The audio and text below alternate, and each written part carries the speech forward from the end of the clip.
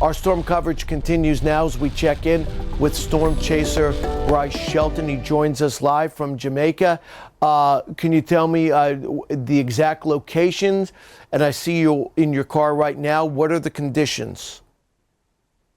Yeah, I'm actually in Manville right now, kind of up on some elevation here. It's about 2,000 feet in the air, and that's actually enhancing the winds a little bit, I do believe. We're gusting to almost 80 now, is steadily increasing as well, seeing some roof damage and obviously some trees and power lines down as well.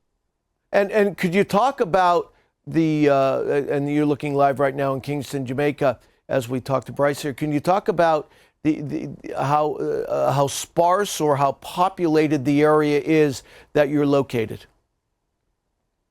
Yeah, Manville is actually a larger city here in southern Jamaica, and it looks like a lot of people stayed behind. There's not a lot of people out on the streets, but you can tell that people stayed behind. You see their vehicles at the houses, and sometimes you can see the lights on with the generators and such. And can you talk about, have you seen much damage? I would assume there's no power in any of the locations that you've been in. Right. Yeah, there is no electricity. We actually lost electricity around probably 10 o'clock last night, and that was for citywide pretty much.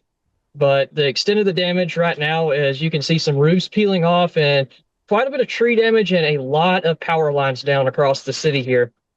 What, have you seen any flooding? And of course, you might be in an area that doesn't have any rivers or streams. Have you run across any of that in your travels right now?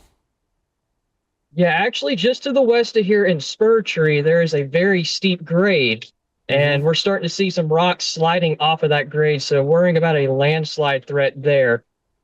And could you talk to our viewers? What are your personal thoughts as you get ready? Landfall is imminent. Now, it looks to me like the center of the circulation, the worst winds, probably going to be just off to your west. There's been a north turn in the last hour or so, but that you're still going to be in the right front quadrant of the hurricane. The worst part of the hurricane, and again, you can see for our viewers, that jog to the north has put Treasure Beach, though, unfortunately, in the worst storm surge. Now, Bryce is at around 2,000 feet, but you're going to get into that right front quadrant. I mean, how are you feeling as this Category 5 hurricane moves just off to your west?